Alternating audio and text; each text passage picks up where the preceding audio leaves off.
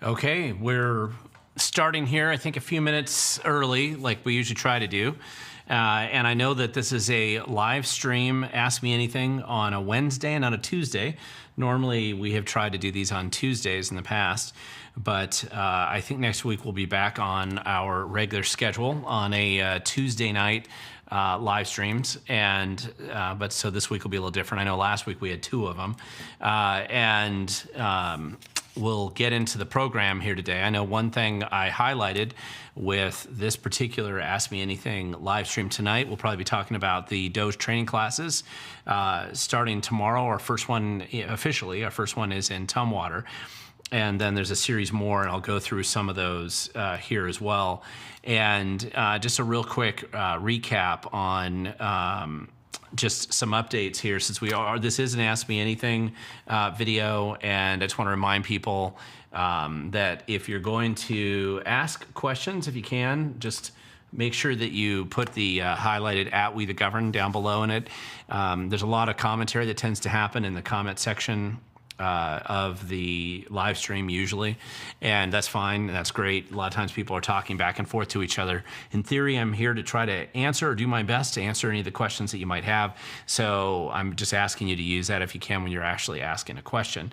So there's a couple things that inevitably I should probably address right out of the gate on tonight's live stream. In that mainly I've been in the news quite a bit since my last live stream on Thursday and last week, and it was because of the Washington State legislative ethics complaint that I filed against Senator Emily Alvarado, and there was a lot of media coverage on that. It was a good complaint, and I can get into some of the details on that as well. I did an interview with Brandy Cruz that's going to play this Sunday about that same issue, but I was also, John Curley interviewed me on Cairo. I was on the Ari Hoffman and Jason Ranch show as well, KTTH and KVI. So you might have heard about it earlier this week. Plus the Everett Herald covered it and the Center Square covered it, which got it out on MSN and some of these other websites and video channels around the state, and a surprising amount of coverage for that particular story. So I can get into that a little bit if you're interested. Secondly, I want to make sure that we address just the volume of DOGE training classes. It looks like that will be popping up. I'll go through that a little bit here quickly before we jump into some of the questions, because that's kind of I'm starting the DOGE training tomorrow, and so obviously if there's not one close to you right now that's already scheduled, that's okay, because there probably will be in the near future. I do want to point out I've already done other scheduled training events with other activists that are not officially DOGE training classes, because we had scheduled with a small group ahead of time, and those aren't being advertised. So if you've already scheduled a training event with me that I've already got on the calendar, then don't worry, that's still happening. I'm not advertising it because you didn't ask me to advertise it, and I'm only talking about these very public DOGE training sort of classes that are a little bit more, they tend to get a little bit more attention, most likely. We'll see. And we'll start tomorrow in Tumwater and see where it goes from there. I do anticipate them probably growing a little bit more as we move ahead down this road in the future. Quick update too, if you're out there in Kitsap County, I will see you this Saturday. I am speaking at the Kitsap County Lincoln Day Dinner. So if you don't know, if you're interested in going there, I believe they're probably still selling tickets. You can go to the Kitsap County Republicans and get a ticket there. And if you are going there because you watch this channel or you subscribe to my website or some other reason, if I'm bringing you there, please make a point of coming up and talking to me at the event. I always like to run into people who watch my channel, who subscribe to my videos. I always feel pretty honored, and it always surprises me how many people I run into out in public who are subscribers or watch these videos regularly. So I always appreciate hearing from you on that. Tomorrow is the Tumwater, tomorrow Thursday at 6 p.m. is the Tumwater training session. Please come early. 5:15 to 5:30ish, because we're registering, and generally we're charging like $15 at the entrance. I am trying to set aside some of that money to help pay just the venues that we've located these events in, and using some of it to cover like the handouts, costs, and some other things.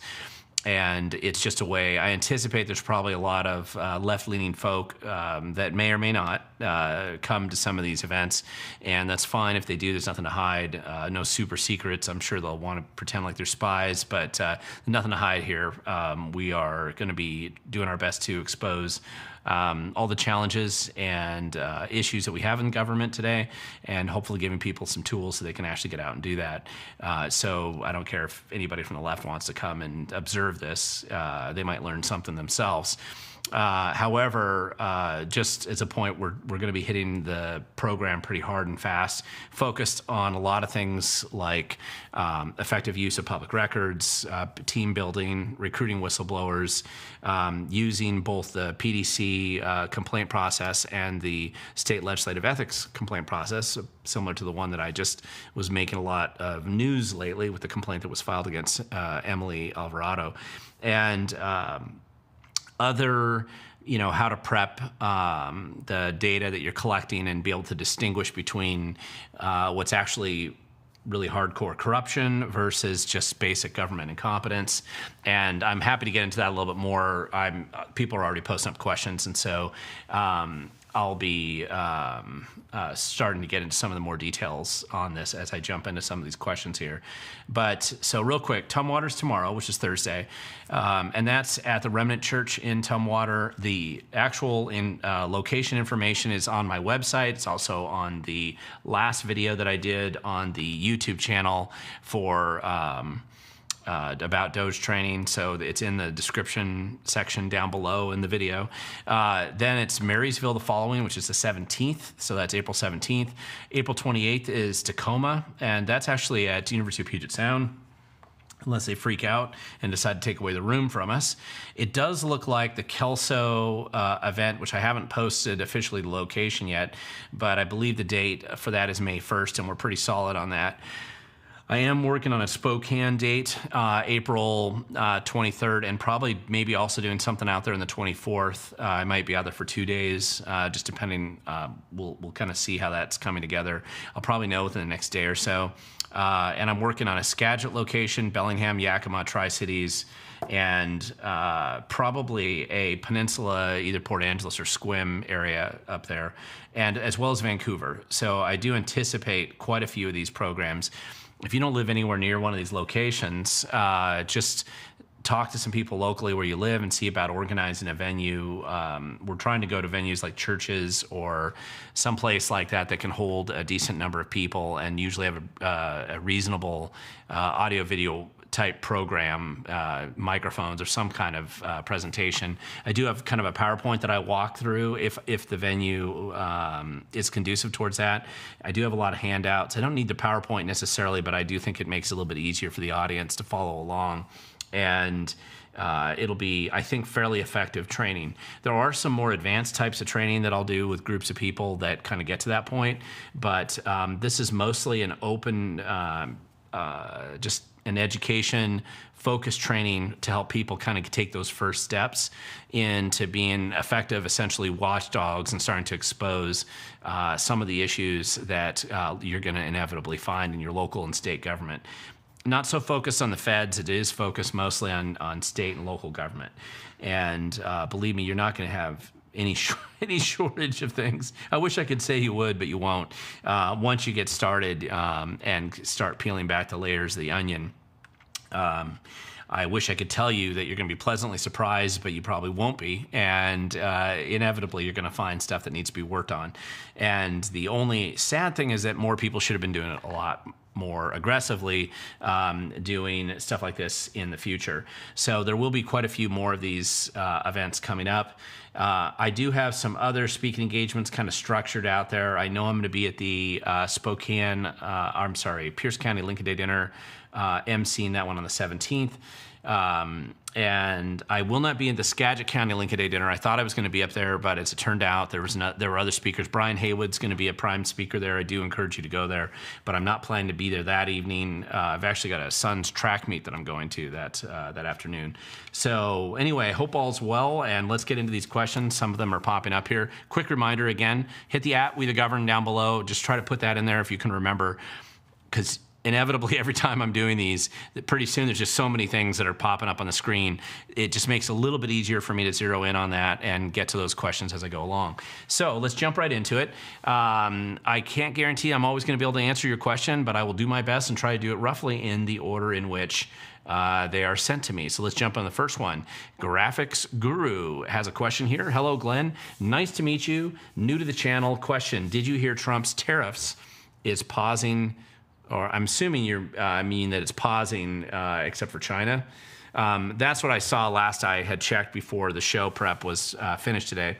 And that was that it sounds like he's delaying the start of some of these tariffs with some of the countries except for China, in which we're going, full tariff conflict with, or full, completely down the road in the fight with China.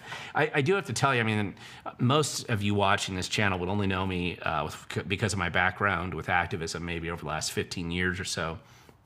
I actually spent a large chunk of time doing startup companies and manufacturing products years ago. And part of that did include, and it was right out of college, so it was like my first job out of college. And it did include going to China and Taiwan and Japan, and sometimes some other countries, dealing with manufacturing and sourcing, factory setups, inspections, all kinds of stuff, usually small knicky-knack things, sometimes medical devices, usually computer accessory type products. And I spent more than my fair share of time in China running around to factories in Ningbo and Shenzhen and Guangzhou and a bunch of other places years ago. And I remember getting to arguments back then because I also had to deal with the ramifications of quality control problems and bait and switch issues and all the other problems that you do tend to run into if you're actually doing sourcing overseas, particularly on tangible products that you're trying to deliver. And I would have these fights. This is back in the 90s and early 2000s, where I would really have a lot of disagreements trying to tell people don't go to China on these products. They're just telling you it's going to cost this much, and it will for a little while. And then they're going to start cutting back on the quality. They'll start doing these other things. They'll change. Whatever you make over there is going to be copied by everybody's cousin. It's going to be manufactured in a bunch of other places, and they'll steal your intellectual property, all this stuff. It was inevitable, and it always happened that way over there. And I had a lot of, like anybody who's ever done anything like that for any length of time in China, you're going to have a lot of crazy stories about things that you found or stopped or prevented, or those sudden late last minute flights into getting into Guangzhou or something and trying to prevent a bad or make sure that you inspected the container first yourself before you sealed that door, so that you could make sure that once it hit the LC that you weren't going to get a pile of junk back at the factory. And I can't tell you how many times just being there at the first production line and catching problems that would have been disasters if we didn't do it. Or on the other side, selling products in the US that we had switched and started making in China, and opening up boxes and suddenly discovering that they had switched out tools on us or changed something, cut back on the powder coating, lower quality, lower carbon counts on the steel, aluminum that was thinner than it was supposed to be, paint, powder coating that was the shortcuts on powder coating, all kinds of different issues if you get familiar with it. So anyway, with that, but it does look like we're going to be in some kind of a trade war with China for a while. It was inevitable. It's interesting. And it's all coming together, and we just have to see what happens. There's a lot of stuff going on. And the second question that came up, same topic, federally. Thunderstriker, hi, I'm back. Did you hear the trade war with China kicks off, both countries announcing tariffs? Yes, I did, and we'll see what happens. I'd hardly panic right now, but if you have cheap junk that you wanted to buy from China, it's probably not a bad idea to get it now, and then see what happens moving forward. And perhaps if you have a manufacturing background and some good ideas, and you've got a level of familiarity with what it takes to actually do at least small-scale manufacturing, this may be an opportunity. So we'll see how it goes. Michael Case, you got a good question here. What should people attending this course expect? Mostly what I'm trying to focus on here is It's a little bit of it is really giving people a sense of what the landscape looks like when you, as a new citizen activist or concerned citizen or taxpayer, whatever you want to call yourself and categorize yourself, you're starting to go down this road as a government watchdog. What are you actually looking into? How to distinguish the difference. Many of you have heard this before, where I've described government and government bureaucracy as basically just a mountain of corruption that's concealed by an ocean of incompetence. And oftentimes, distinguishing corruption from incompetence is one of the greatest challenges that you're going to have as you dig into some of the issues that you find.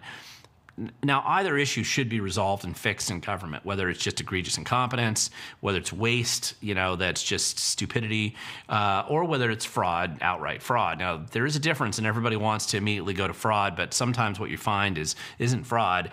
It's just flat out incompetence, laziness, stupidity, things like that. Classic signs of the modern bureaucracy at work.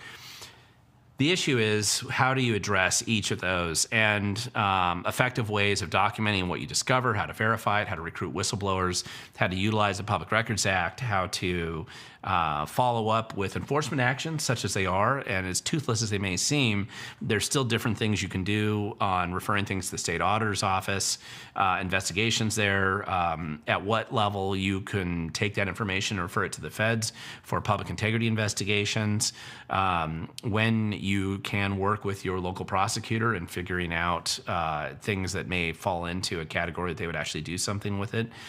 Most of the time they won't, but just to give you a sense of what that landscape looks like.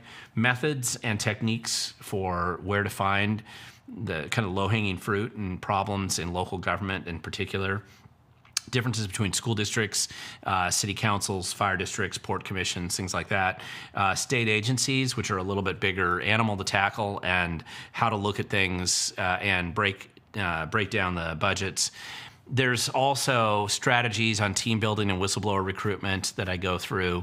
I'll be using some examples that are practical examples of what we've actually seen and found ourselves and others around the state of Washington. I'm very focused on these with the laws that exist in our state. Putting on this type of training in other states requires me to shift focus slightly, because different states have different rules regarding Public Records Acts, and also different law enforcement or enforcement mechanisms that are equivalent to their state auditor, for example, is going to be different. So we're really going to dive into a lot of stuff, but it's hard, it's fast, it's quick. I have a lot of handouts. It's a very structured and focused presentation and training session. There will be time to ask questions. And there'll also be time afterwards to network a little bit for whoever showed up to these events. I'm trying to purposely build that into them. It's about 2 hours of a presentation with a little bit of Q&A at the end.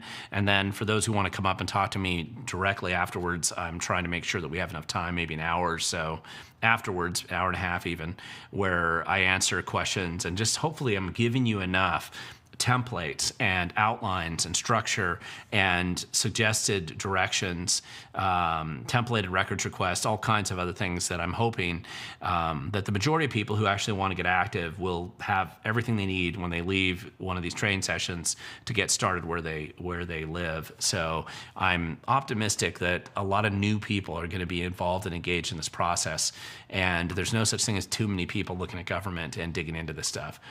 I do not have, this is a question from Average Geek Joe, is there online DOGE training? I don't have that yet. What I'm probably going to do is I'll wait until I've done about 10 of these or so and refined it enough that I feel like it's pretty bulletproof, and we'll just film one and put that up on my YouTube channel, and then that'll help serve as a training mechanism. I am charging $15 to come to this event.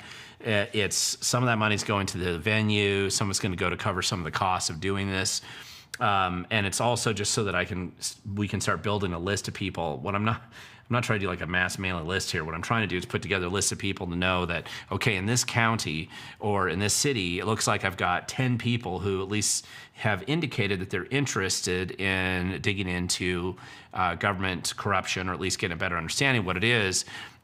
Here's a way to link them all up and maybe do some specific training for them, or at least help them meet and network there at these meetings a little bit as well. I've found with most effective activist teams are relatively small, 3 to 10 people at the most. That's about all you need, and with that, you can uncover almost anything. But it does help to have a couple more eyes on the process and people to run ideas by or compare notes with or to go through large volumes of records. There's some AI tools too, but I don't know how much of that will probably get into the first level of presentation.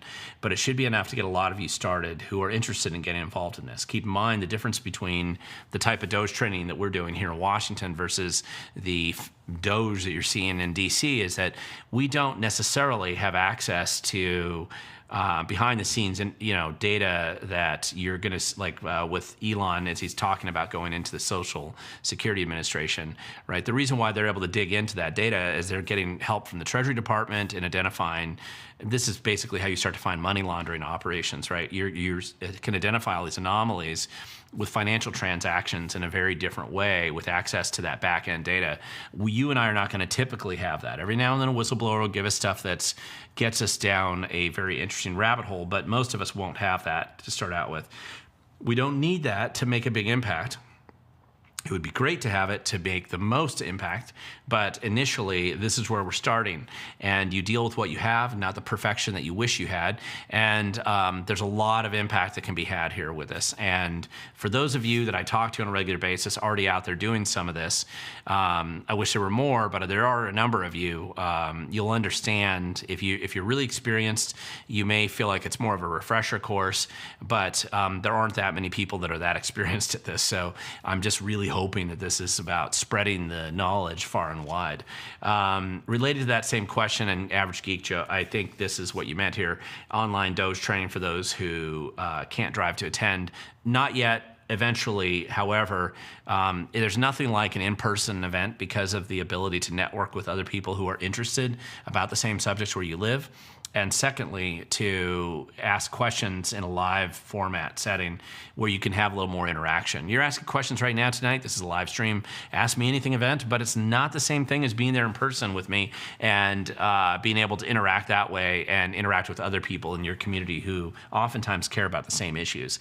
I'm anticipating that because of the attention on this, that a lot of new people who've probably not been engaged in the political process will be coming out of the woodwork.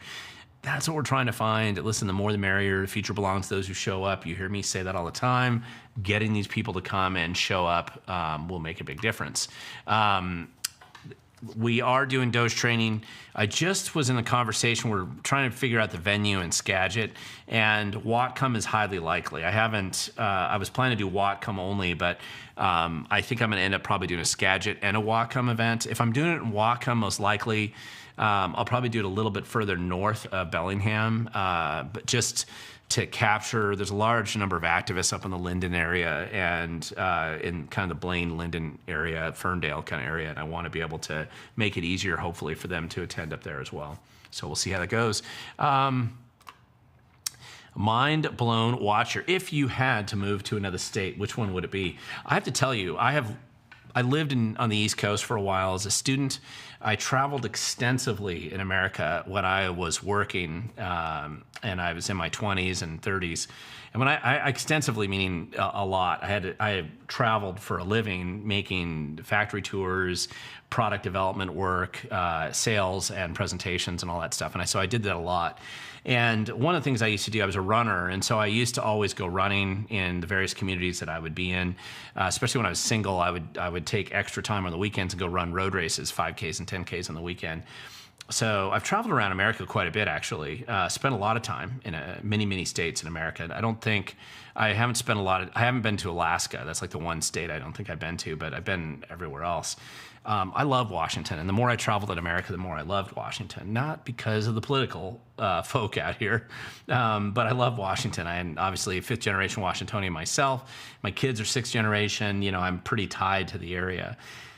If If I had to move to another state, I would probably be Oregon in a way, but just because I like the western side, I like just the climate and a lot of other things that I like about being in Western Washington. But Alaska has always been an interesting state to me, but I haven't traveled there, so I saying that like Southwest Alaska would be interesting to me. But generally, I have not much interest. I love touring America. I love seeing other states. Love visiting activists and working with friends out there. I just like to travel in general. I like doing road trips around the country, but Washington State's my home. I love Washington. It'd be hard for me to really think of moving too much further than this. Let's see. Right, this is just a follow-up, not a question here, but clarification, because the first two questions I had were about Trump tariffs and the 90-day pause for everyone who didn't retaliate. In a way, I almost think this is funny because it's almost like you baited the craziest countries to respond reflexively to your policy choices. And then you look at the others who had good intentions, clearly trying to solve something. You say, okay, well, then we won't do tariffs on you. We'll work out a deal or solve the problems that we think we have with selling product to your country and back and forth. It's interesting. So we'll see how it goes. DOGE training for our friends in the back. I don't know what you mean exactly by that, but DOGE training pretty much for anybody who cares about and wants to hold government a little bit more accountable than they are now, because essentially government's not held accountable at all. And in our state, in Washington State in particular, I do want to point this out. We're not unique. Please, if you live in a red state right now and you think that your state's being run well, it's only because you didn't look. Bureaucracy is kind of a human nature of man kind of thing. The bureaucracy is always going to create a level of incompetence and screw-ups at a bare minimum, even if somehow by some miracle you don't have a single person who's dishonest in government. You will have screw-ups, incompetence, and poorly run operations. It's just the way it is. And Milton Friedman once had, a description about that, explaining how if you're spending your own money on something for yourself, you care about the quality and care about the cost. If you're spending your money for somebody else, like for a gift or something, you care about the cost, not so much the quality. If you're spending somebody else's money for something for somebody else, you don't care about the quality, and you certainly don't care about the cost. And that nature, because that's what bureaucracy is, spending somebody else's money to help somebody else or to do something for somebody else. Government doesn't care at all. And all you have to do is look at the squandered money and the waste that occurs. Good people working in these places can oftentimes make a massive difference in how tax dollars are utilized. I've seen it myself many, many times. And if you look at this, you will too.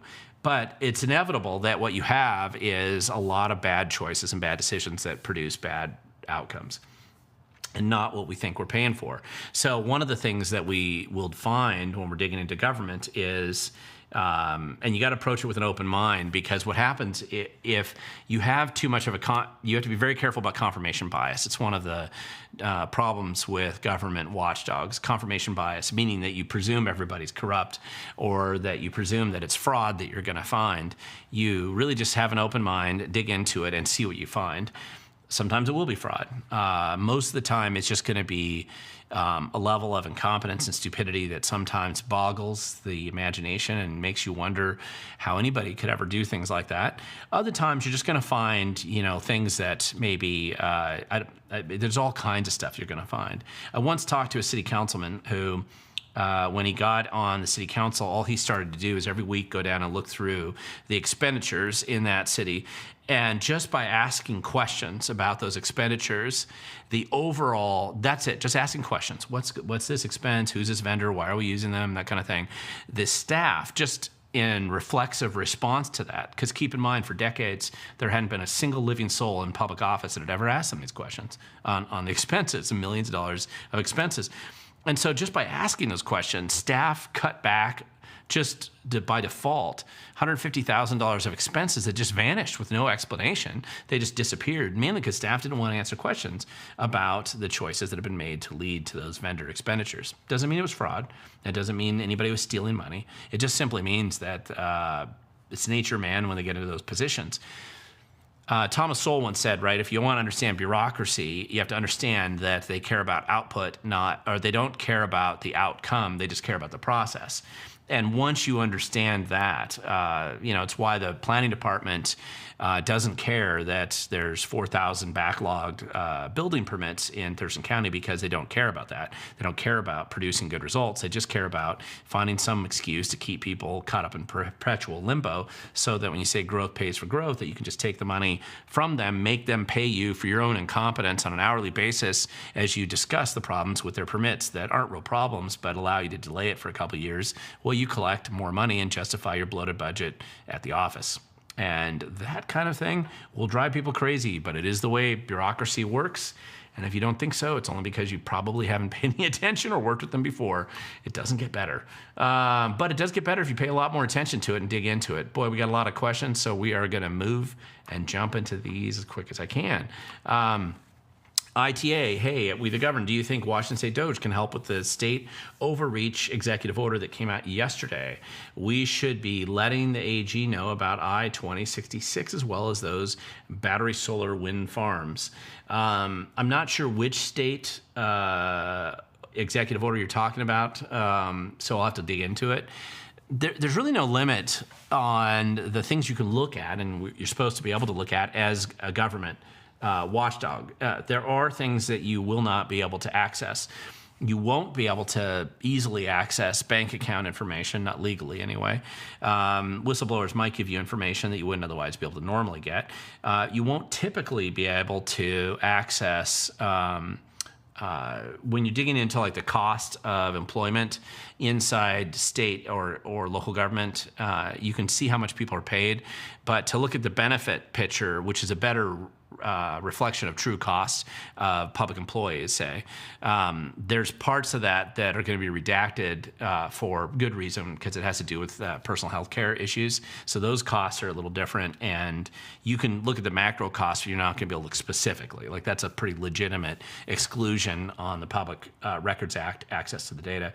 Where I don't like the exclusion, it would be the example of what happens when that money gets sent out to the nonprofit grifting operations that exist in the city and counties, in which they squander billions of dollars in the state on very questionable choices, and what exactly is happening with that money. That's a totally different issue. That becomes a black hole that we're going to be talking about how to get more of that information, dig into some of that as we move forward. There's a lot going on out here. Let's see. I saw some comments here about China caving on the tariff. I don't know that they have, so I'm not sure that that's true. Here we go. Mind Blown Watcher. Those mayors coming out opposed to payroll taxes, are they going to make a difference? And the answer to that actually is yes.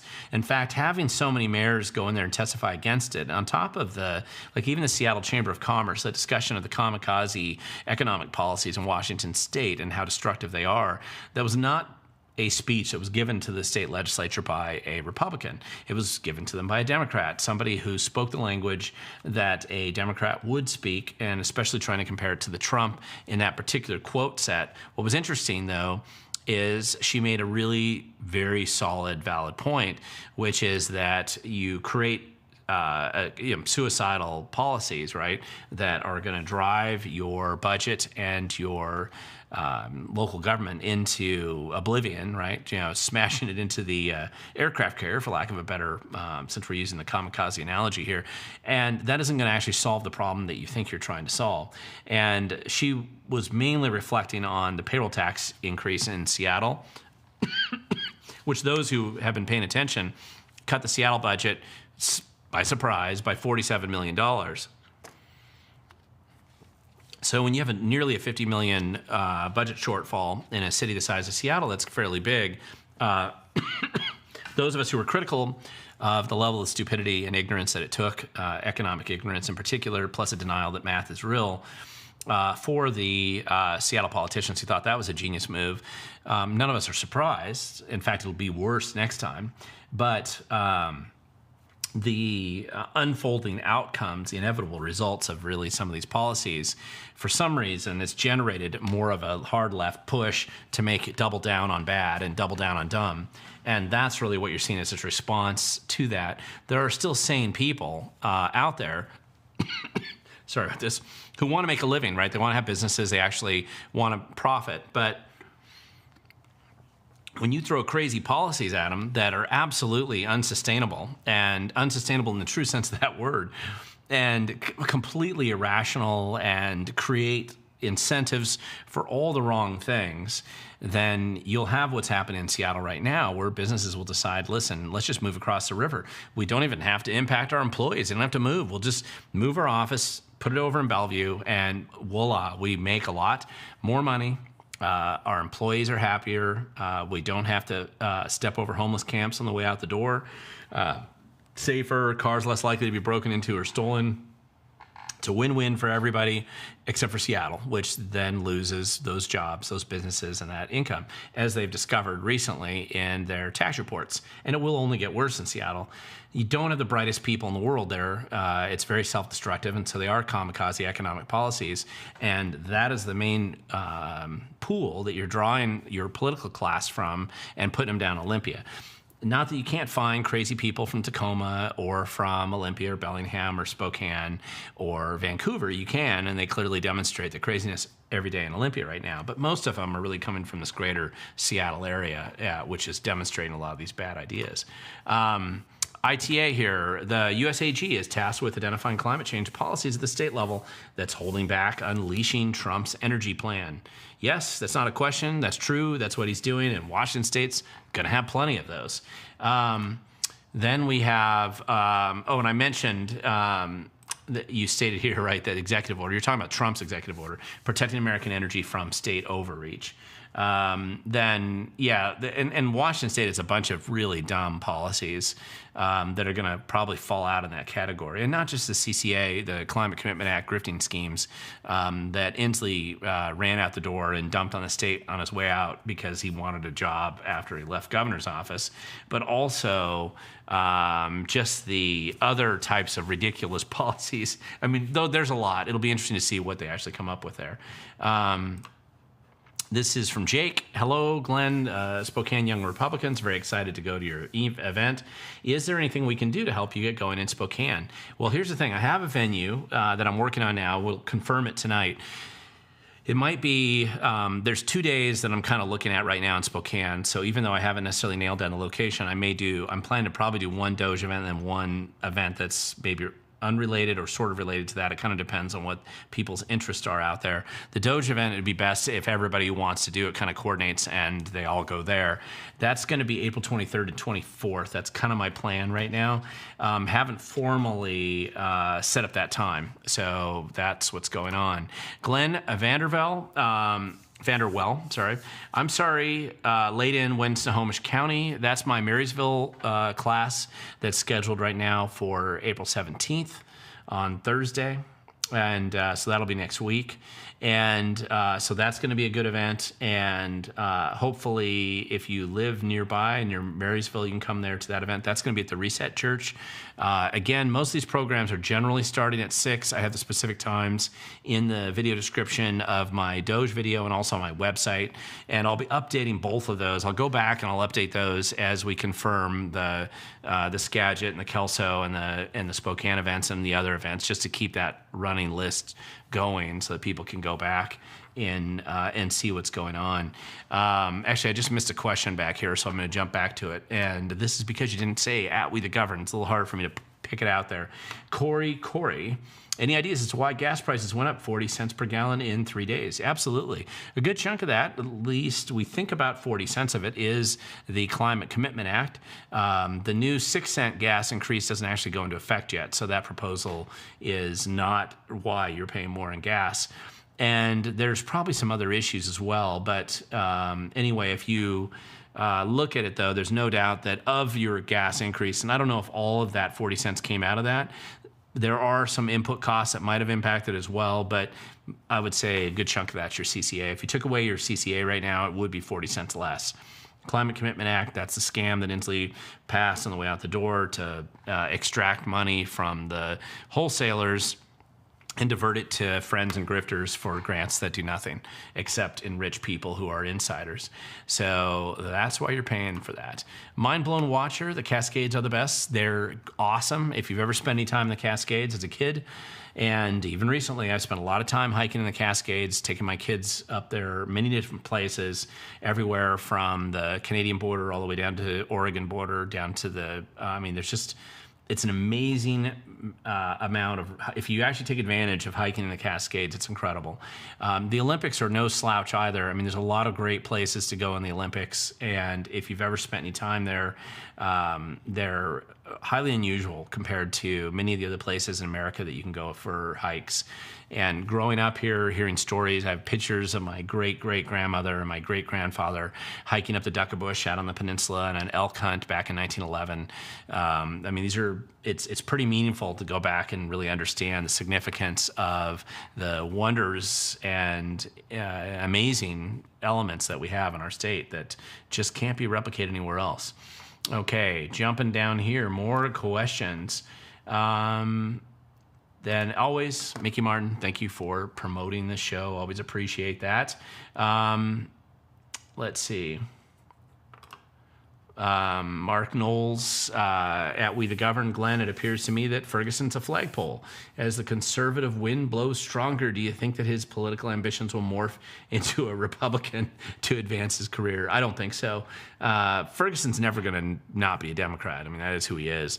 But what you are seeing that he is attached in some way to some level of reality that's different than the hard left Democrats that he has to deal with in Olympia. And that's why, listen, this is a huge fight that's going on right now. The attempt to undermine Ferguson by the leftist extreme wing of his own party, Ferguson's desire to be at least according to staff rumors, to be a vice president candidate in the future for a Democrat presidential candidate. I don't think he's so delusional that he thinks he would be a good candidate right out of the gate, but he thinks if maybe he was a vice president, he'd have a chance to be a vice president and then see where that leads. And he can't do that if he's attached himself to the kamikaze economic policies that have been proposed in Olympia, which is why he said he won't sign their budgets. So that's churn that's going on right now. That fight in Olympia is real. And I don't know how serious Ferguson will stick to his guns on that, but that does seem to be a real battle going on right there, right now. A Mo Boss, I will not say the rest of that there. Here's a question here. If Michelle Belcott is successful in a lawsuit against the C-Tran board, would that make her vote count, thus sparing Vancouver from the light rail boondoggle? Good question. I don't know. I didn't think that her vote was significant enough to actually flip the results on that. I thought she was still in the minority even with her vote. So if I'm wrong on that, please correct me in the comment section here. But it raises a real question because it does seem like this was obviously, I mean, you saw there's an article out recently about her being set up for that. It's a classic fight, but, this whole thing with the bridge over the Columbia River, just like the battle 10 years ago over this, right? It's really about a scam related to the TriMet bankruptcy, inevitable bankruptcy of the light rail system, and their desperate effort to shove that light rail over the bridge into Washington so that they can start picking the pockets of Washington state taxpayers to pay for their own incompetent disaster with their light rail fiasco over there. That's entirely, that sums up everything. There'd be very little controversy on this bridge if what it did is it doubled the amount of lanes crossing the Columbia River and built a bridge that was high enough to allow river traffic to go underneath it without lifting up like the drawbridge that currently exists on I-5. Very little controversy if that's what they were doing. But of course they're not doing that. That would be common sense. That would actually be addressing a real problem and hopefully reducing congestion. Unfortunately, the insiders and the grifters that are involved in these projects, they don't care about reducing congestion at all. They seem to be highly inspired and focused on creating disasters so that it becomes a money pit forever, and all these insiders make a lot of money when they're more incompetent than normal. It's just unbelievable. Anyway, so I see some people there making a point that you can't attend the Tumwater training. That's okay. There'll be more, and we can do more. Tumwater is close to where I live, so it's relatively easy for me to schedule that. I'm going to be asking for critiques and follow-up in these events. I want them to be as efficient and effective, particularly for newcomers, as I can make them. So we'll see how it goes. Carrie, so happy to hear this. I shared, Brandy Cruz informed us that there are Washington State DOGE volunteers and they need more volunteers. Yes, there's no such thing as too many. And this isn't a centralized, top-down, empire-building exercise. This is really genuinely about setting up independent teams of people that can totally function on their own and have the ability to dig in and hold local government accountable. It's one of the best approaches to structure that allows a system like this to operate. If you try to create some kind of hierarchical sort of control over this process, it bogs it down, it becomes bureaucratic and less effective. It's just how it is. Let's see. My DOGE video is already up in case you're interested. This is Viking Wind. Would like to get involved, need more information. Waiting for your video on DOGE to better understand how to proceed.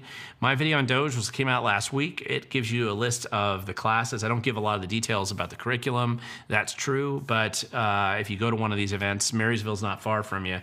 That's on the 17th. But if you can't make that, that'll be more. But that's a good opportunity for you to go and check it out and see if you get the value that you think will work. Right here, Jason Fisher. Glenn, sorry for being late. Will the property taxes and other taxes make it into the final bill? Did Inslee take the public unions for a ride? The challenge that I have in believing that Inslee would truly fight to the end with the unions is that they give them too much money. So I should say Ferguson is what I should say. I'm going to correct myself. You said Inslee, and Inslee basically this was his kickback and dumping the $5 billion extra costs on the head of Ferguson on Inslee's way out the door, because Inslee negotiated the union contract and then he just dumped it into Ferguson's lap. It's unsustainable, unrealistic, and inevitably is going to lead to financial problems. But Inslee doesn't care, and he never has. It's always been about Inslee. And so the damage that he's done to the state has always just been a byproduct of his own ego and incompetence. So at this point in time, Ferguson's left holding the bag, and that's why Ferguson's having a fight. Indirectly or directly with the unions. I just don't buy it that Ferguson would stick to his guns and actually fend off the unions when that's essentially the only thing left in the state that has any influence or power to keep him there. And they can remove him. On the Democrat side, I think that's a true statement. With the WEA, SEIU, AFSCME, if those unions kind of worked against Ferguson, he'd have a lot of headwinds in a re-election effort. In fact, he would probably lose that re-election. Now, that may be the plan because the left is planning to primary Inslee in the next election, but we'll see what happens. Let's see. Viking Wind, the state representative who drafted the rent control bill, is also an employee of a company that lobbies for rent control, conflict of interest, or normal operations. It is a conflict of interest. It's a violation of Washington State's ethics laws, RCW 4252, if I remember right. I think it's 010 and 020. But I detailed that in my ethics complaint that I filed against Senator Emily. Sorry, I'm just blanking right now. Alvarez, sorry. Anyway, I filed a complaint against her. She was a prime sponsor in the Senate bill and had also been in the House when it was drafted earlier. She because the former senator for the 34th Ledge District was appointed by Ferguson to be head of the Department of Commerce, because that's awesome and that's how the political revolving door works in Olympia. And it makes a lot more money than his former position as a 34th Ledge District senator. But it opened up a vacancy. Alvarado was the appointed, but fairly logical. She was a former rep in that district, so having her appointed to the Senate would be not a surprise. There wasn't anything surprising about that. She just got reelected with about 84% of the vote, so I'm in that district, which is West Seattle. Doesn't surprise me. However, it's absolutely true. She's making between $100,000 and $500,000 based on her PDC filings that she's made, which is her financial affairs documents. You can find on pdc.wa.gov if you look her up and you look under her financial disclosure documents. It's right there. There's at least 4 of them there, and you can look at where she makes most of her money, and it's enterprise sorry, I'm blank on the name now, but it's an enterprise community policy or something like that. It's a multi-billion-dollar organization, actually based out of Maryland, but they lobby in Olympia. They have a paid lobbyist in Olympia. They push rent control and a lot of other dumb ideas, and they grift off the taxpayers with grants and all kinds of other things for subsidized low-income housing. The more money they get, the worse the housing project seems to get. The worst housing, the more expensive housing becomes. It's just one big grift and scam. She's part of the scam. Of course, she gets paid a lot of money for them, and it is illegal under even in Washington State to then go in and lobby to reward your own employer for their policy proposals, especially as a prime sponsor and promoter of that piece of legislation, and then of course voting on it as well. So that's a challenge. She's going to be. I did file that. That's the ethics complaint that you probably heard about because I filed that ethics complaint, and it did make the news, and it's making the news a little bit more now. So I filed a number of these in the past. It's not unique for me to file that complaint. I've done quite a few of them, but it is the one that got a lot more media attention lately than what I've typically gotten on a lot of these complaints. If you do go to my website at wethegovern.com, you can look up in the About Me section, and there's a direct link on my website, and usually in most of my videos down below, where you can see the hundreds of PACs, judges, politicians, and others that I've caught breaking the law, either campaign finance related or ethics laws, and they've had to pay fines or been sanctioned, or both, over the last few years. It's a long list. It's hundreds of people. So, she'll just be added to that list along with everybody else. And it's a very common thing for me to do. It's something I'd like to train more people to do. I have trained other people to do it. More other people are doing it now than have ever done it before, which is probably why the Public Disclosure Commission is practically entirely in a shutdown mode right now, where they're barely able to enforce the law that they have. But the more of us paying attention to these people, the better off we are. And it does help us, I think, hold them accountable. As nominally accountable as that might seem, it's still better to have them held a little bit accountable. Next question here. Jason Fisher, question: a bunch of public areas and parks in Vancouver are cleared of homeless, but they immediately come back. Should the city kick them out before setting up shop? What else can they do? And yes, the city should be kicking them out.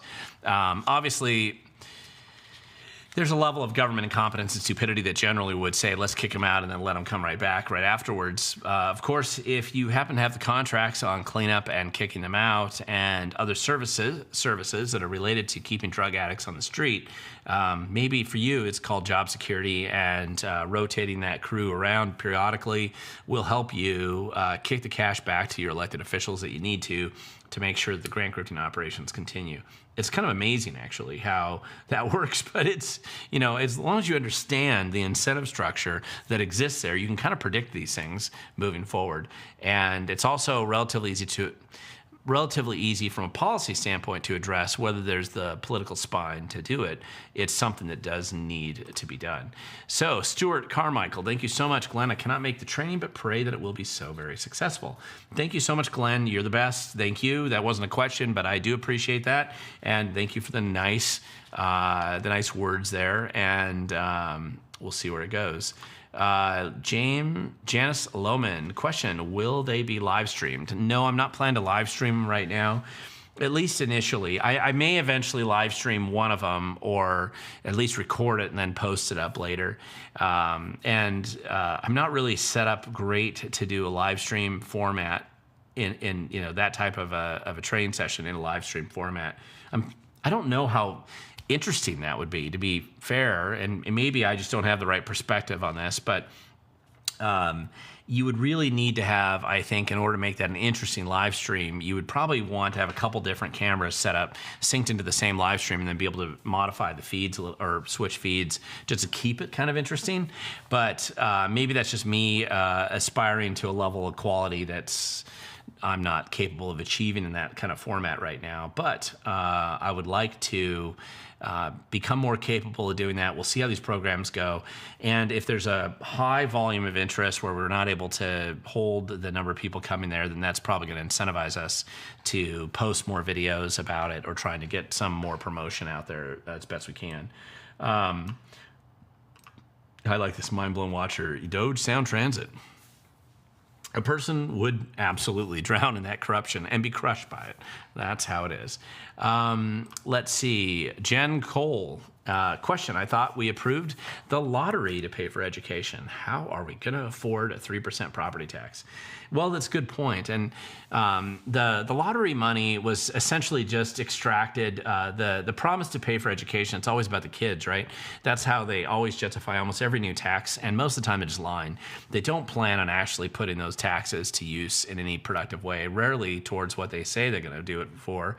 The lottery, there's the pot money for marijuana, all that stuff. It's just a facade. And it's a sucker's game that they figure that we're the suckers and the insiders who do plan on making money off of it, they'll totally promote and parrot the promise. But then what happens is, even if you have dedicated funds, I'm going to say quote unquote dedicated funds, if they're in the general fund area, they get swept all the time. Right now, if there's any money loose sitting out there in any of these dedicated funds that the legislature has set up over the years, and there are dozens and dozens of them, all that money gets swept out to zero, regardless of whatever the legislative intent was to require that money be segregated and set up for just that. Toxic waste cleanup, salmon habitat restoration, whatever it is. If there's a fund that's been building up, and it's supposed to be like a rainy day fund or some kind of fund that you're going to use prudently to build up as money from people who are paying for hunting licenses or fishing licenses or something else, and it's been piling up somewhere, they'll sweep it in a heartbeat and waste it on whatever it is that they need that money for. And then on the property tax part of that question down below, keep in mind the legislation allows them, what it does, it opens the door to government, local government, to raise taxes up to 3% without a vote of the people. That's the thing. They could still raise property taxes today, 3% or even more, if they ask the people to vote for it. Right now, the limitation is 1%. And there's nothing government hates more than asking you for permission to raise taxes on you, because many of you decide logically, just like everybody I know, that any extra dime that you give to the government will be wasted. So why do it? They can't spend the money they get now. I'm not going to support it now in the future. And so most people are going to vote no. They know that, or they know that they'd have to maybe clean up their operations to help convince people that they're not as incompetent as they appear. And that's not something government wants to do either. So of course they want the ability to raise taxes without asking you permission. And that's the issue that we're running into there. Let's see. Jeffrey Dennison, Glenn, what's the best way to reach you? What's your thoughts on public schools having in-classroom libraries that are not indexed in the library catalog? School district refused to disclose the titles. Okay. A couple questions there. Number one, what's the best way to reach me? Usually it's via email. That's not a bad way to reach me. I do get a lot of emails. So if you are not capable of communicating in a clear manner, then sometimes it's a little bit hard for me to get back to you because I don't know what you're talking about. My email's Glen, G-L-E-N, at We the Governed. It's fairly easy to reach me that way. Usually you can reach me through my website as well at We the Governed. There's a way that sends me emails too. And that's probably the best initial way. If I give out my phone number online, what happens is it gets spammed all the time. And even though the spam filters tend to take a lot of that out, I just get a lot of spam calls that way. So I don't find that to be super effective. If you meet me in person at one of these DOGE training classes and you don't strike me as completely crazy, I'll happily give you my phone number. We can talk about some of the stuff that way too. I don't mind meeting in person. I travel all over the state. I put about 40,000 miles a year driving around the state to meet with activists and others. I've been doing that for years. I have no problem meeting with your group and helping train you or helping to get you more organized when I can. I do as much of that as I possibly can. I've been doing that for years. And that's a good way to meet. And it's sometimes more effective in being able to sit down and just work out the logistics or the issues and the concerns specifically you're dealing with. Public schools having in-classroom libraries, and this is an interesting question. My wife is a public school teacher, and so I know that she'll bring books to her classroom and have them there as extra books that she sometimes gives to kids or lets them access.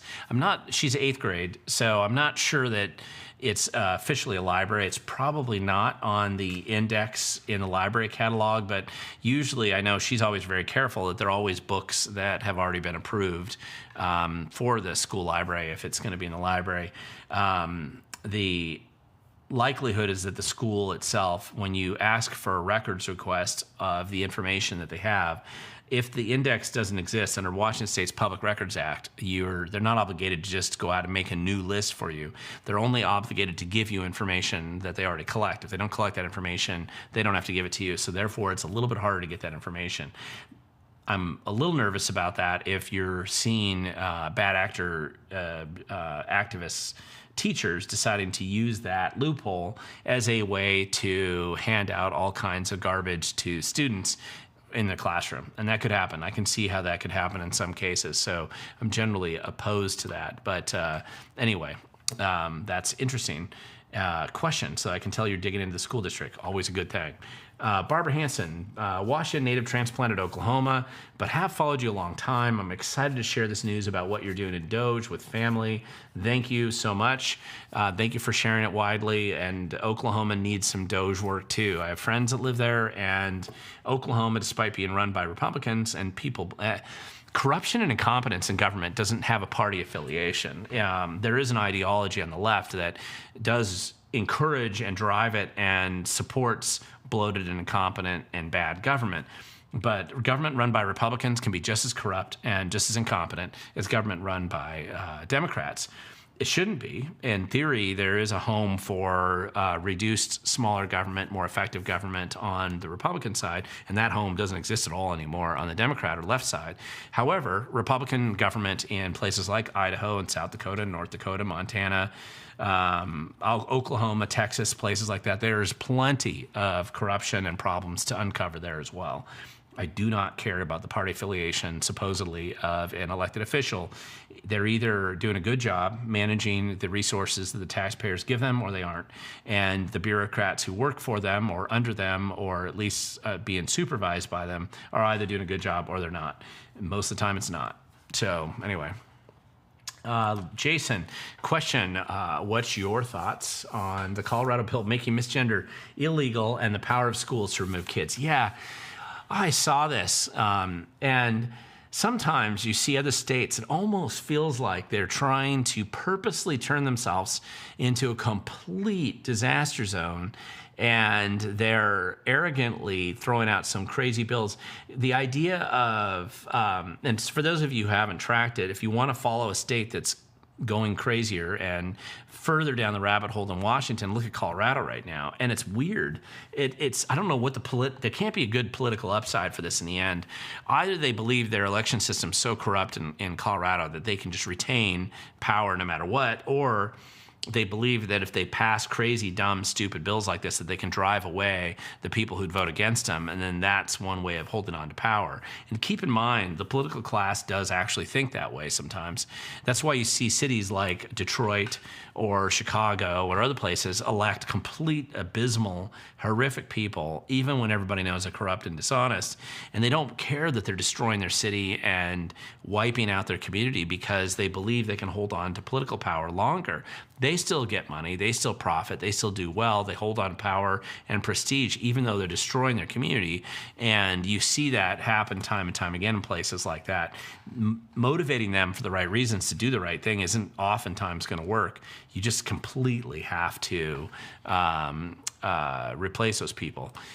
Odell Bearer, how can I train for this? And I'm assuming when you say this, you mean going to the DOGE class. Show up at one of these events, and hopefully I'm giving you enough tools that you'll know you'll be trained up enough that you'll at least be able to get started down that pathway to helping hold your local government accountable.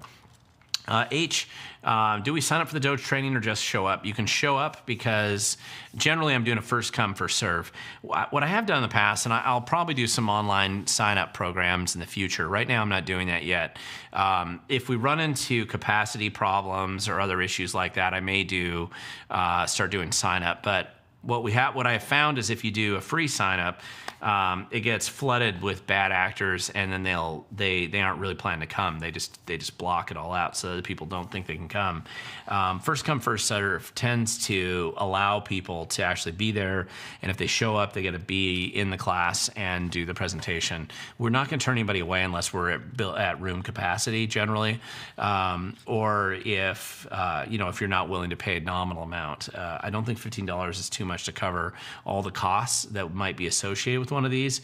But again, I'll be seeing how that works tomorrow and over the next couple weeks. If we need to modify some stuff moving ahead, we probably will do that. Jason, a question. Battleground Public Schools is running a levy that failed by 60% again. If this fails again, will they just keep running again and again? And can we afford all these tax increases? So you have two questions there. One is they can run a levy up to 3 times. They have a triple levy failure is usually the term used. And I believe it's still statute. I could be wrong. That's it. They run those and then they have to wait some period of time before they can try it again. There's nothing in the law that says they can never go and raise taxes again if it keeps getting shot down. But just so you know, usually when it gets shot down, once the statistical likelihood of it being shot down multiple times increases greatly. If it's been shot down a couple times, then they're really in trouble. And if they lose 3 times in a row, they're really done. And they tend to irritate people a lot more if they try to keep running it. So wise people in local government will use school districts like that will oftentimes just wait for a year or two until they restore the faith in the community that they can be trusted with the taxpayer dollars. Usually they fail because the community doesn't have that faith. And can we afford all these tax increases? The answer to that, I think, is no. For the most people, you really can't.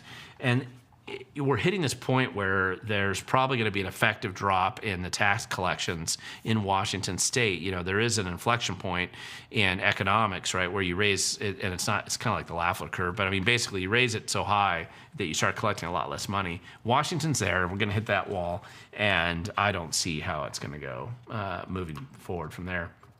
ITA, at We the Govern, would you kindly repeat the event you said Haywood would be at?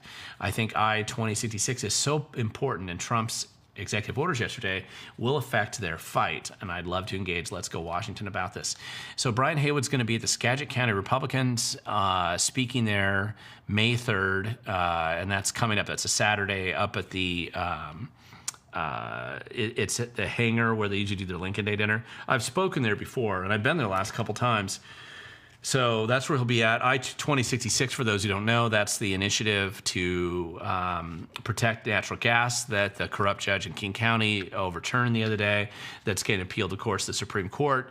But anyway, we'll see where that goes. I don't trust the Supreme Court. Neither should anybody else in the state. But the process is still playing itself out.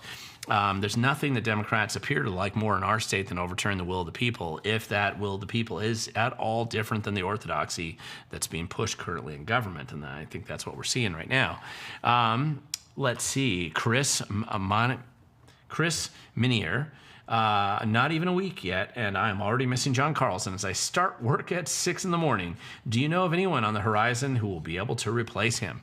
Well, that's a good question, and it's funny. I actually stopped by the John Carlson retirement party. It was up in Kirkland, and he was late showing up. I was just hoping to catch him for a few minutes, and he was late showing up, and I had to run. I couldn't stay there too much longer, so I missed him at his retirement party.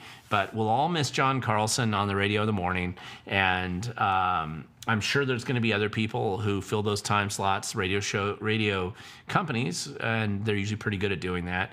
And we'll see what happens. There's always somebody new usually coming up there. I have actually...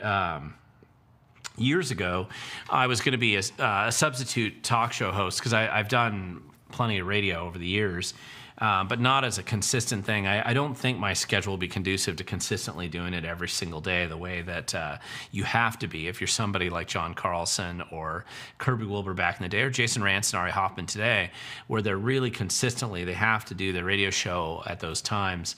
And it is very challenging to do that every single day, and especially the way I travel around and train activists, it would be really difficult for me to do that. But I have been considering kind of going down the road again and doing the paperwork and signing up to be a substitute talk show host at KVI and KTTH or one or the other. I don't know if both of them would let me do it, but I'm happy to be like a substitute guy to come in and fill for them if they wanted me to. I'm not trying to push my way in there, but when I was at the Freedom Foundation, we had several employees who had signed up to do that periodically. And it's not a bad way to give the local talk show host a little bit of a break and to, be able to participate in that format. And it's a good experience anyway. A 3-hour show isn't as easy as people think. There's a lot of show prep that you really need to have to run a reasonably decent 3-hour show. So anyway, we'll see where that goes. Carly Cash, but we all do miss John Carlson. So Carly Cash here, do you have any info on if or how the state administrators permits to allow chemical spraying, and will they stop anytime soon? Oh, okay. So you're talking about the how the state currently allows chemical spraying, and will they stop anytime soon? Well, it varies. There's multiple types of chemical spraying that is done in Washington State, and it's kind of a patchwork quilt of rules based on counties that you live in and some state laws as well. And I'll give you an example of one. There's a type of aerial spraying that they do behind where I live in the timber property for a couple years after they do clearing and they do a replanting. And it's mostly about brush control, right? And I'm sure it's bad stuff. You don't want to breathe it or see it. So they have rules around when they can aerial spray it. Then there's also the spraying along the side of the road. Sometimes that's spraying to manage weeds. Usually that's what it is. And not all counties have the same rules on that. I'm not sure that they have any specific plans about that. You also have agricultural spraying, which is different. Sometimes it's for insects. Sometimes it's for weeds. Usually people are more concerned about the weed stuff because of the glyphosate disputes that have come out for a while.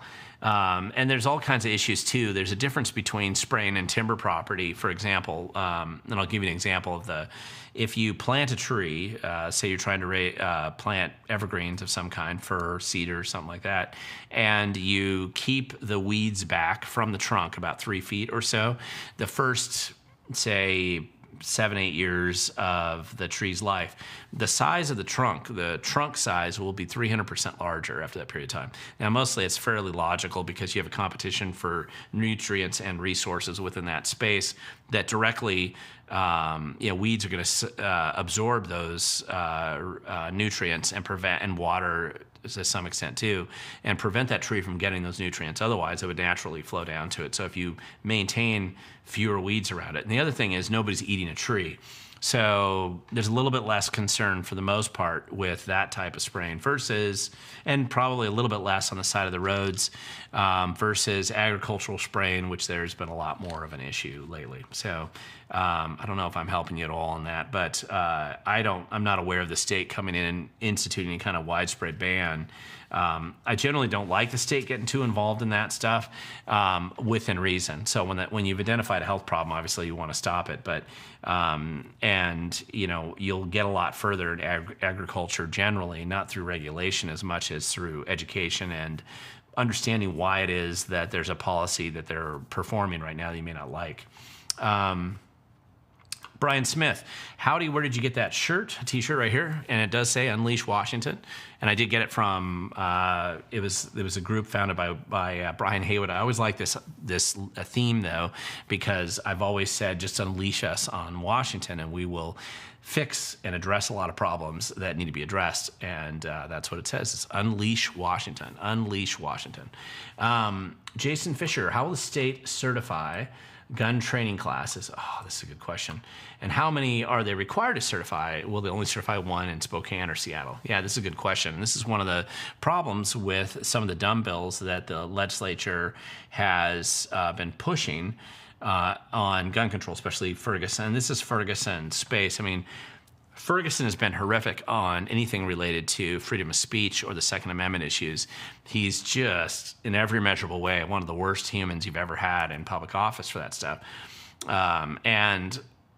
This gun training class is absurd and ridiculous, and it's just a barrier to entry.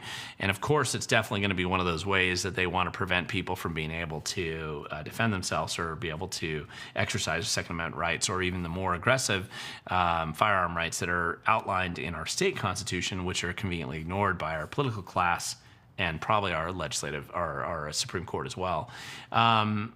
So I don't know how they're going to approach that. There are a lot of firearm training classes, so if they're flexible on it, you can get a lot of people. Probably, I can think of about a dozen around the state right now that could be certified very quickly. Certified, whatever that actually means. I wish I could say it'll save lives. It won't. I think these issues are just going to make it easier for criminals. They all do. That's usually what the plan is. So we'll see how it goes. Mr. Smith, can Ferguson be tried for telling staff not to comply with ICE? Sorry if it's been asked a lot. That question hasn't been asked a lot. I think it should be. And the answer to that appears to be it's a maybe. I think the state is generally who gets sued. I don't know if it's Ferguson specifically, but it could be. Washington State is, just like Colorado, trying to turn itself into a clown state that's going to invite the feds to engage itself in our state more aggressively.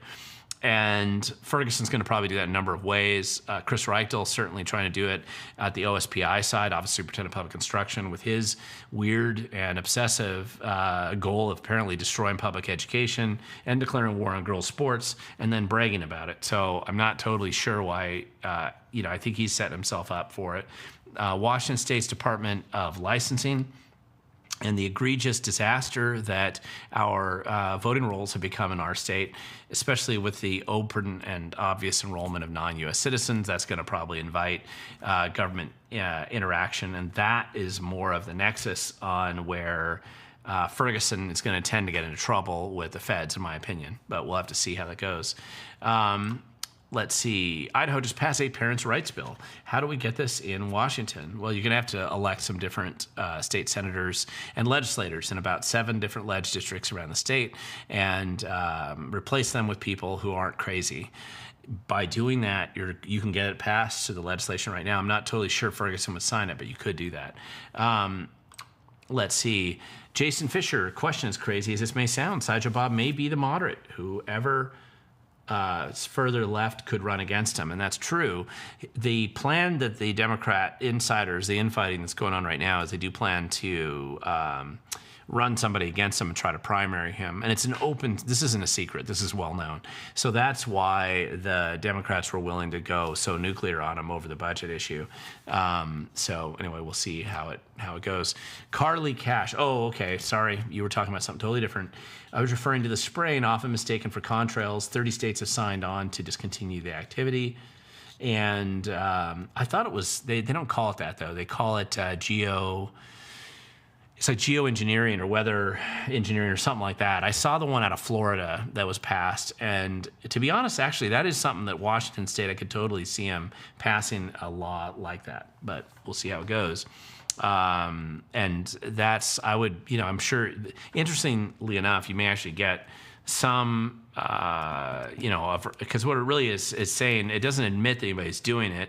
What it does is it says, hey, we're just not going to do this to geoengineer weather or whatever. Let's see. Thurston County, Chucks and Pearls. Thurston County has had quite a bit of attention regarding lawsuits.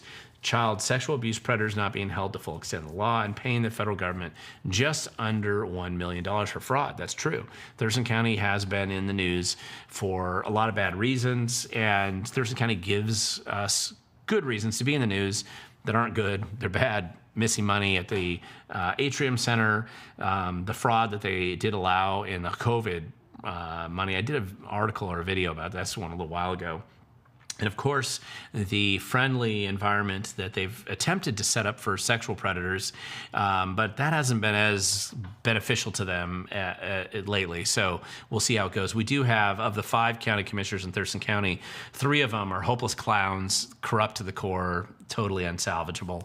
2 of them sometimes can do good things. And so we're dealing with this issue, and we're going to have to probably get some new county commissioners in Thurston County. Question, has the Seattle police been able to recover staffing-wise, and what do you think of their new police chief? He's an anti-gun nut. Yes, I'm not a fan of their new police chief, and any police chief that's an anti-gun nut is just guaranteed to make things worse. And the Seattle police are nowhere near recovering their staffing, although it does seem like they plateaued out from where they were a while ago. Graphics Guru, what are your opinions on truancy laws, and will fall of Department of Education contribute to the removal of those laws? Well, that's a good question. Truancy laws are interesting because historically, so when you look at truancy in public school, one of the things that, and the reason why any school cares or enforces a truancy laws at all and keeps track of it is because that directly impacts the compensation to the school district.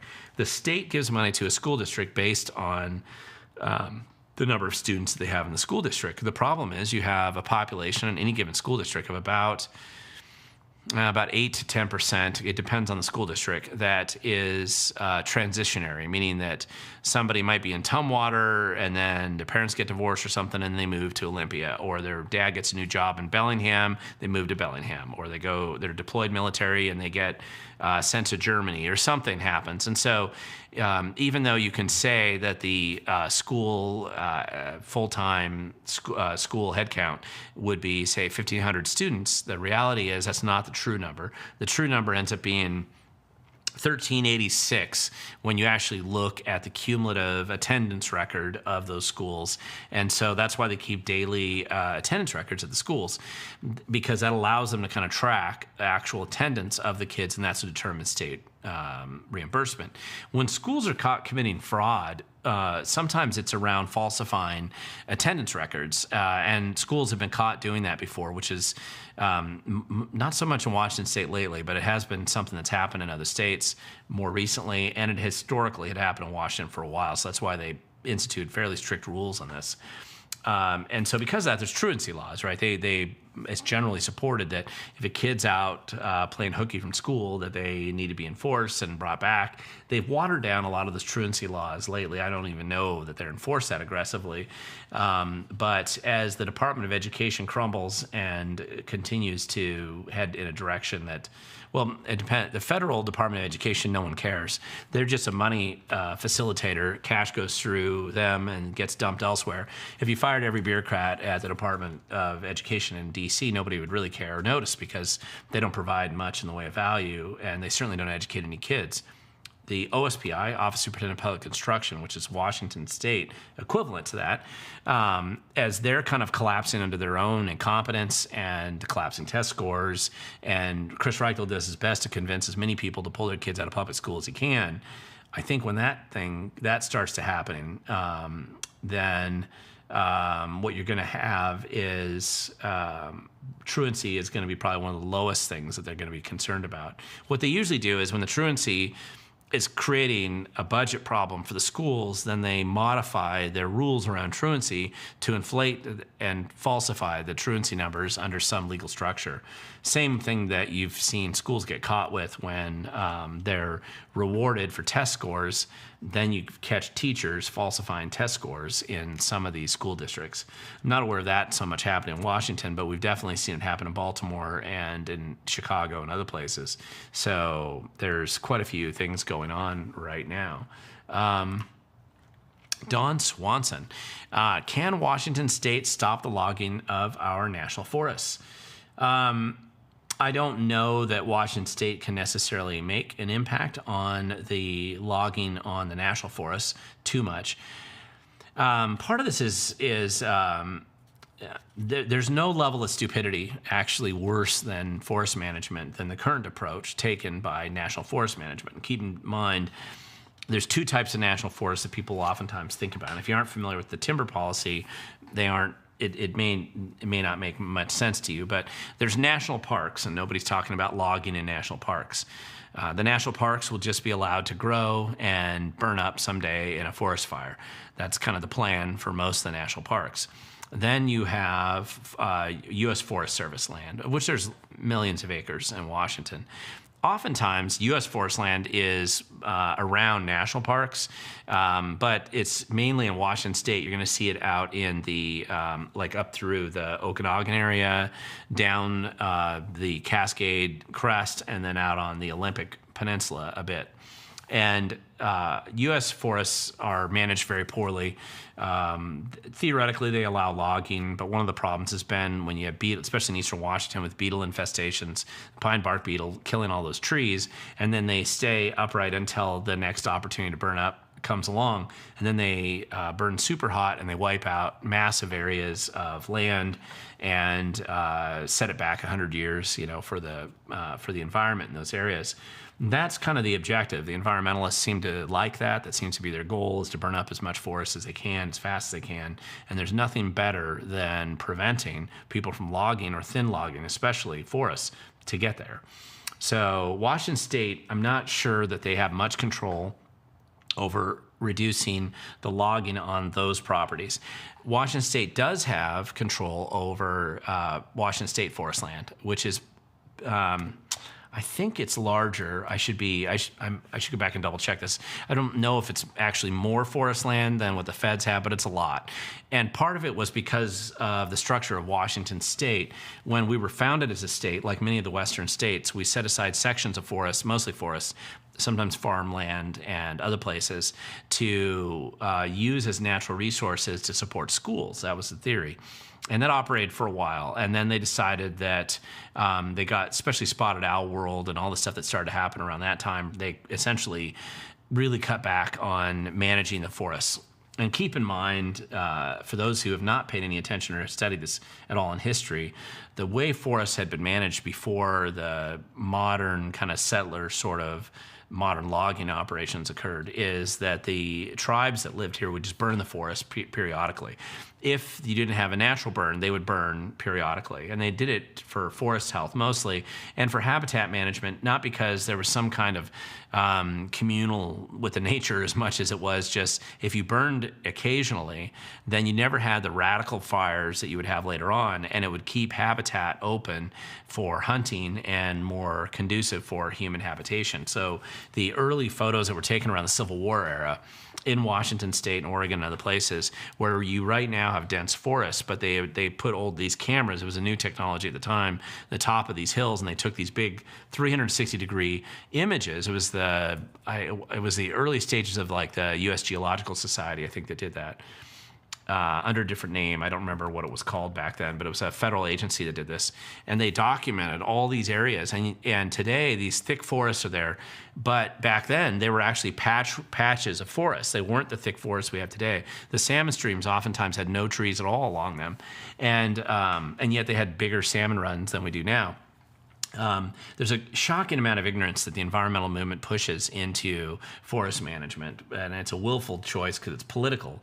But if you don't do something to manage your forests, whether you burn them the way that the native tribes used to, or whether you manage it in a selective thin logging or staggered logging. There's all kinds of different ways of doing logging operations today where you have kind of a turnover forest. You can still leave big stands of native timber if you want, or of completely untouched areas.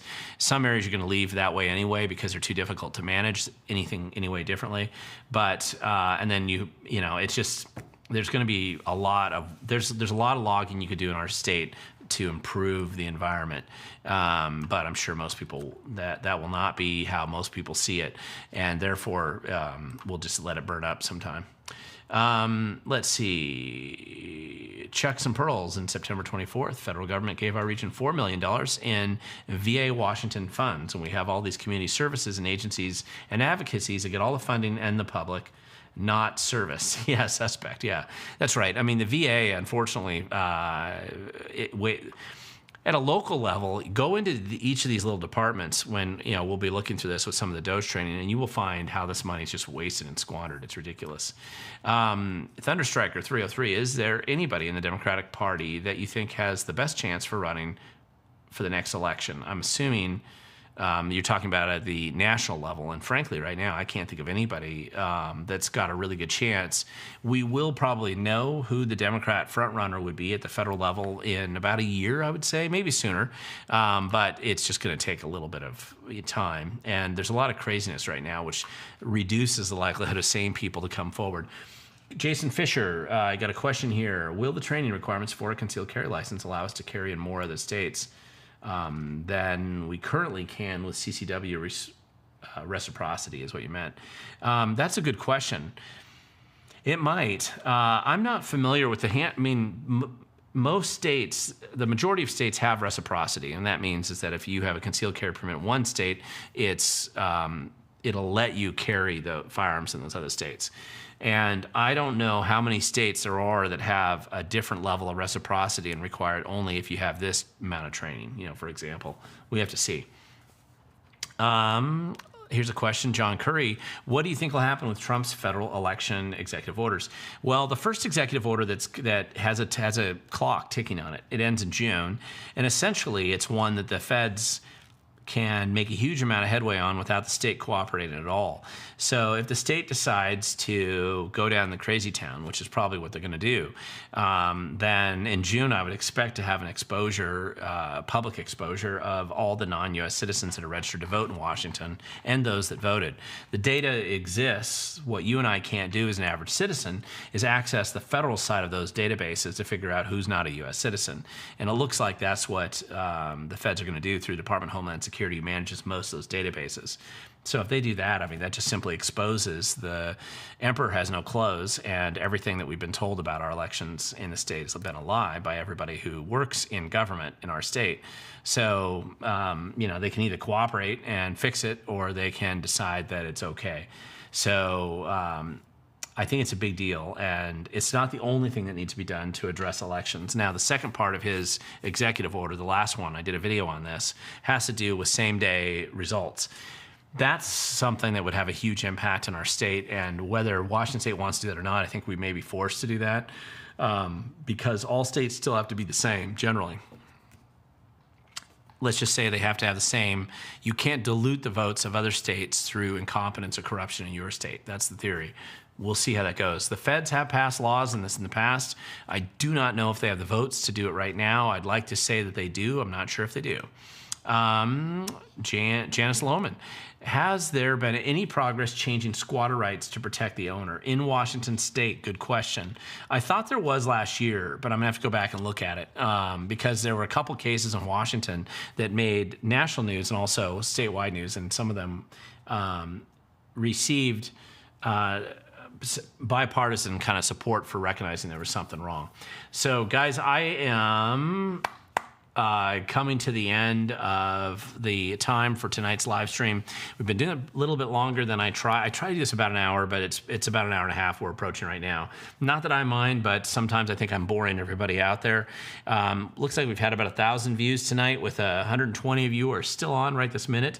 So just a real quick update. If I see you at the DOGE Washington training tomorrow in Tumwater, I'm looking for your feedback. Tell me what I did wrong, what I was incompetent about, or what you think I missed. I am looking for that type of feedback. If I don't see you there, but I see you in the future events, same thing. I anticipate these to get more efficient and effective as I move along. And I will definitely be working hard to ensure that those of you who go to these events feel like you got your money's worth for $15. But more importantly, that you got the skills and training that when you leave, that you'll feel like you can be an effective activist looking into this information and be able to provide some value moving forward. So I really appreciate you taking the time to watch tonight. Hopefully I was able to answer most of your questions. If I missed your question, and this is not Wednesday night that you're watching this, that means it isn't live. I've had a lot of people who watch these after the fact and they think it's live. It's not live if it's not Wednesday. Put your questions in the comment section below. I usually do catch up on those when I can. And otherwise, next Tuesday, we'll do our next live stream. So we'll be kind of back on our regular schedule, 5:30 next Tuesday. Got a couple of videos coming out this week. One about the ethics complaint that I filed against Emily Alvarado, and the other one about the kamikaze economic policies in Washington based on that Seattle commerce testimony that they had up there, which I thought was pretty funny last week. And also another one, quick one, promoting the it's April 15th, protests against property taxes next week in Olympia. It's going to be worth going to. I think it's a conflict with my live stream based on the schedule that I saw, but I want to promote it, and so I did a little quick video to promote it out there so that everybody else knows. Hope all's well, guys. Thank you so much for watching. Thanks for asking all your good questions. I hope that we're able to meet in person sometime over the next couple months at these training courses, and do make a point of coming up to me and telling me if you watch my videos so that I know that that's why you came. And hopefully all's well, and we'll see you next week, and enjoy the videos that are coming out later on this week.